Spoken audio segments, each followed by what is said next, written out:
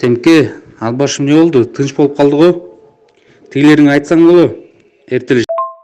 Ушул терминал менен пайдаланып калбасак, абабызды чыгарыш кыйын болуп калат го дейм, брат.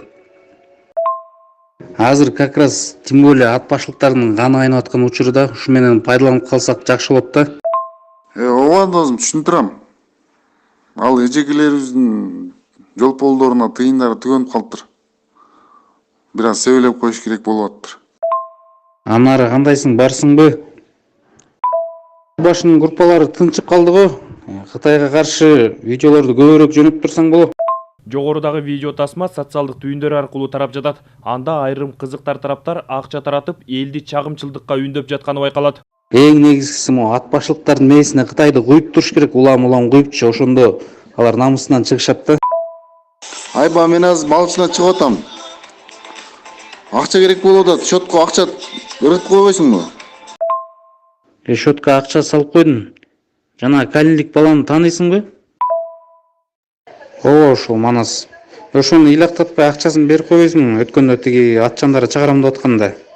Аудио сүйлөшүүлөр жазылган тасма тууралуу Ички иштер министрлиги да өз иликтөөлөрүн баштады. Ага ылайык коомду башаламандыкка үндөгөндөр мыйзам чегинде жооп берет. Тынчтыкты бузууга, адамдарды кандайдыр кылмыш жасоого чакырууга чакырган жарандардын баардыгы тең мыйзам чегинде чара көрүлөт. Бул боюнча атайын кылмыш жоопкерчилигине тартуу маселеси да каралып атат. Акыркы учурларда мындай чагымчыл көрүнүштөр социалдык түйүндөрдө кеңири тарап жатат. Бул үчүн акчага жалданган адамдардын атайын тобу да бар экендигин адистер айтышат. Башкача айтканда, фейк аккаунттарды колдонуп, чыныгы жүзүн жашырган интернет чагымчылдар иштеп жатканын айтышат. Өз көмөчүнө гүл тартып, өлкө кызыкчылыгынан өзүнүн кызыкчылыгын жогору койгон тараптарды жергиликтүү элдин түйшүгү кызыктырбайт дешет. $280 миллион салып аткан инвестор бөлөк коңшулаш мамлекеттерге деле кетип өзүнүн проектисин ишке ашырышы мүмкүн.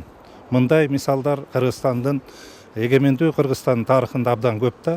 Ошондуктан эгерде бул инвестор кетип калса, кийин ушундай инвесторду тартуу Кыргыз мамлекетине, Кыргыз өкмөтүнө өтө оор болуп калышы мүмкүн да. Эгерде индустриалдык соода логистикалык борбордун экономикага тийгизген таасирине келсек, аймак үчүн да, мамлекеттик казына үчүн да кирешелүү долбоор. Экономикалык серепчи Темирбек Ажыкуловдун пикиринде, келген инвесторду качырып албоо керек. Ошол эле учурда жергиликтүү элге да түшүндүрүү иштерин мыктап жүргүзүү зарыл. Аны менен катар келген ар бир инвестордун кызыкчылыктарын да эске алуу милдет. Бул дүйнөлүк тажрыйбада колдонулуп келген көрүнүш дейт. Бул борбор дегенде биз туура түшүнсөк, бул бир завод эмес да, 4 жагы жабык болгончу.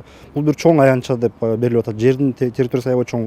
Ошонун ичиндеги жайгашкан ар кандай бөлөк секцияларга бөлүнүп, ошол кайсы товардын түрүнө жараша деп берип, ошонун тегерегиндеги инфраструктура да. Ошону мен ойлойм, мунун баарын жергиликтүү ишкерлерге да түшүндүрүп, айтылып берилсе жакшы болмок. Мүмкүнчүлүктөргө дагы баарына келгиле. Кааласаңар ушул жерде тегерегине мейманкана саласыңарбы, кафе саласыңарбы, иш кылса башка кызматтарды бере аласыңарбы, бул дагы бир мүмкүнчүлүк. Сөз болуп жаткан соода логистикалык борбор Ат башыдан 40 чакырым, Нарын шаарынан 80 чакырым алыстыктагы аймакка курулганы жатат. Долбоордун сметалык баасы $280 миллион түзөт. Логистикалык борборду курууга Нарын эркин экономикалык аймагы инвесторлорго 176 гектар жерди 49 жылга ижарага берген. Жер мамлекеттин менчиги бойдон калат. Азыркы тапта инвесторлор ижара акысынын 43 миллион сомго чукул каражатын төлөгөн.